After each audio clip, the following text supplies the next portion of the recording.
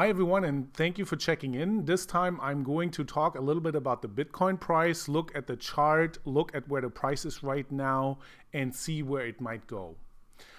Instead of just looking at the short-term trend, I really want to look at Bitcoin from a long-term perspective because this is the way I look at the whole system, and this is how I personally invest my money into Bitcoins and other cryptocurrencies.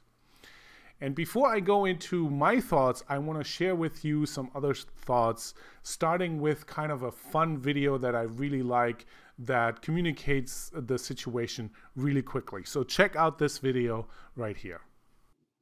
This one time, Bitcoin went from 6 cents all the way to 36 cents, and then it crashed down to 21 cents.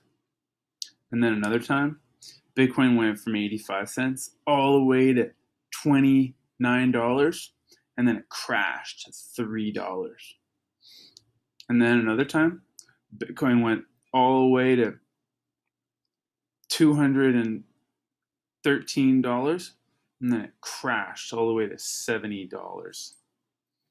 And then another time, Bitcoin went all the way to $1,100, and then it crashed all the way to $239. So the moral of the story is don't buy Bitcoin because you know it's going to crash again. Other article that talks pretty much about the same thing that we just saw in this video before, meaning Bitcoin bubbles, is Michael Casey, who explains this in a little more serious way. And so he's wrote this article that I really like, where he basically assumes that Bitcoin is in the beginning of its life cycle. And so different types of people are coming in. And so, but we're probably still in the early adopters phase here. And then the other thing that he points out is that basically the adoption of until kind of everybody will use this technology will take quite a while. And we're in the beginning of this curve here. And he also compares it to other technology, which I really like. And this curve is called an S curve because it looks like an S here. And it means basically the adoption. And it shows that in the beginning, it's kind of slow. And then it grows exponentially. So it looks like it's exploding. But overall, this can take quite a bit of time. And we see here other technologies, how long it took them to basically become mainstream. We see here electricity, the telephone, the refrigerators, and you see all these things happen basically in S curves. And these S curves are steeper or not as steep depending on the technology. And we see recently these S curves have become a lot faster due to technology in general. So we see that the internet took about 20 years, whereas before electricity, it took more like 60 years. The internet almost seems to be like 2 or 3 times as fast, something like that. So we don't know how long this Bitcoin curve is. As we go through these S curves, what often happens with technologies, or here with Bitcoin in particularly, is that we have bubbles. So he now looks at these different Bitcoin bubbles essentially here. And so this is the latest bubble that started basically in 2013, where the price went from $70 all the way to $1,300, and then basically crashed down to $230, which is what we also saw in the video before. And so now we're kind of here at this phase. So you can see this article is from a couple of weeks ago because the price is at 800 here. And right now we're more kind of up here at the $1,000 range right now. But the point is that these bubbles happen because we're going through these hype cycles. And Gartner has defined some of these hype cycles. And we don't just have one of these cycles, but essentially we have lots of these hype cycles throughout the life of a technology. And in Bitcoin, we just see this very quickly because Bitcoin has such a direct measure in its market cap or in its price in general. So this is kind of what we're dealing with. So we're getting lots and lots of bubbles, or the reason why we have these bubbles is because people enter the space, then the price goes up, and then expectations aren't being met, and then the price crashes down. So there is a couple of things that work together that create these cycles, these hype cycles that kind of work like a wave, or almost like a heartbeat, with ups and downs, so to speak, through the life of Bitcoin. And so we see here that these bubbles, there's somewhat of a pattern, or potentially somewhat of a pattern. We don't know. There's only been 5 so far, but they look fairly similar. And this is what we saw in the video. This is what we see here in this article. We see that all these bubbles, they really explode in price, and then they crash, and then they slowly consolidate somewhere towards the height of the previous bubble. And then when that price is breached, the next shoot up in price happens. So this is just something that we see a lot here. And so all these bubbles kind of look the same. At the beginning of the bubble, there was another bubble that slowly had consolidated, and now the price had slowly risen kind of towards that price of the previous bubble. And then we often feel like, now this is kind of a stable price. No, this is not going to be a stable price. Then the next bubble happens, and all this chaos explodes again. So here we just see a bunch of these bubbles, and they look a little bit similar, not completely the same, but they look similar in the sense that there's an explosion and a crash, consolidation, and then slowly the price rises again. So here, these are the bubbles in the beginning when the price of Bitcoin was $1, or 30 cents. But the question now is this going to continue, or is this going to change? I personally think this is going to continue. So if we look at this history of the bubbles in Bitcoin, and we look at the current price, what does that mean? And Michael Casey also has a theory here. You can see he created this table with the Bitcoin bubbles, where he created this peak and the baseline, and looked at what was the percentage increase on the one hand, and also what can you buy with 1 Bitcoin.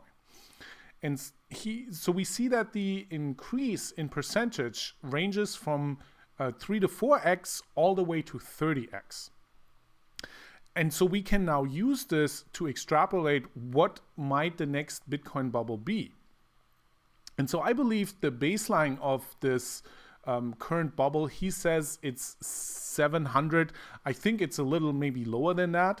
But if we take this price and we say 3x to 10x from there, we come to something that is like 2,000, 3,000 to maybe upwards of 10,000. So this is where I personally think the next bubble, if it comes, will land. I think it'll be between 2 and 10K somewhere.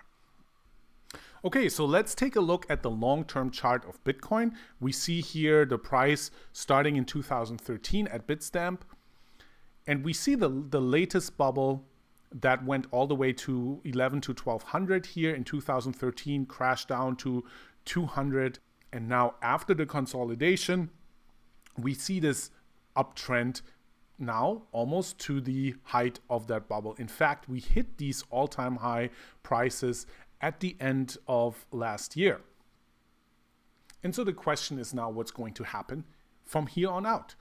And so looking at these bubbles in the past, looking at this article, I believe that it is very likely that in the near future, probably in 2017, we're going to break out of this 1100 to 1200 price range here, and then shoot up into the next bubble.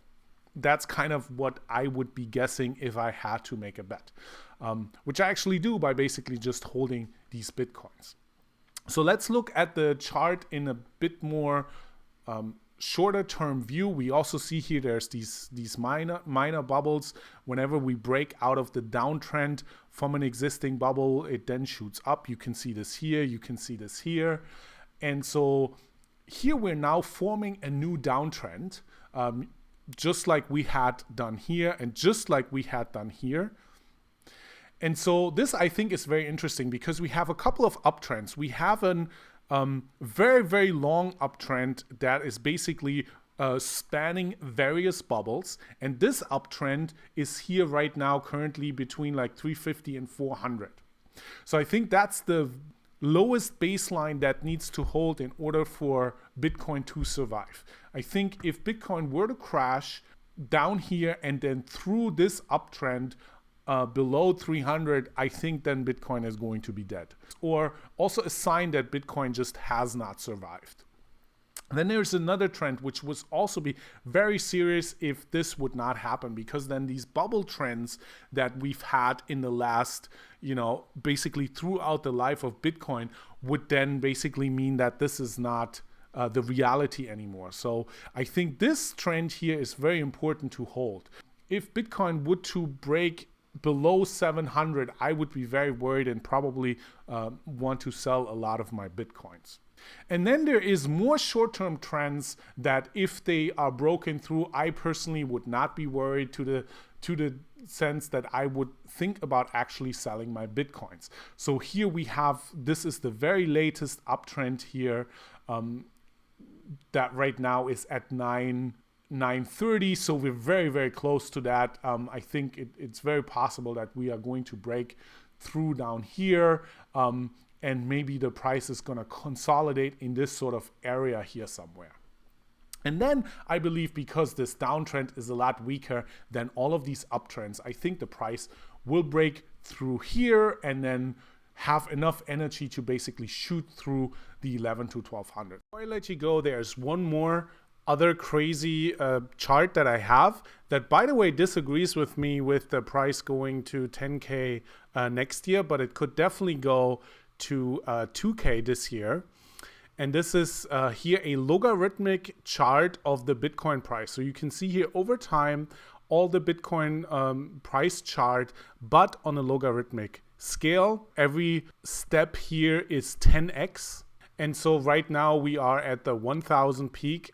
And so here we see that it basically estimates that that we will reach 10K in the year 2021 and then 100K in 2026. So this is also maybe just an interesting thing to look at. Keep in mind that in order for Bitcoin to reach 100K, a lot of things needs to happen, including other cryptocurrency not taking over the space of Bitcoin, and Bitcoin also needs to improve a lot of its scalability and all these technical issues that it has at this point in time. Now, having said all of this, please keep in mind that I'm not a professional. I have no clue what I'm talking about. This is not investment advice. This is just an entertainment video from me to you. So please keep that in mind. Should you even think about investing into this very volatile space? And if you do so, please also take into account that there's many bad things that can happen. If any other cryptocurrency comes close in market cap to Bitcoin, then it can crash very quickly down to basically nothing. So keep in mind that all the money you invest into Bitcoin, it is like a gamble where you can lose all of it. So you must be able to sustain these big losses that happen in this crypto space, unfortunately.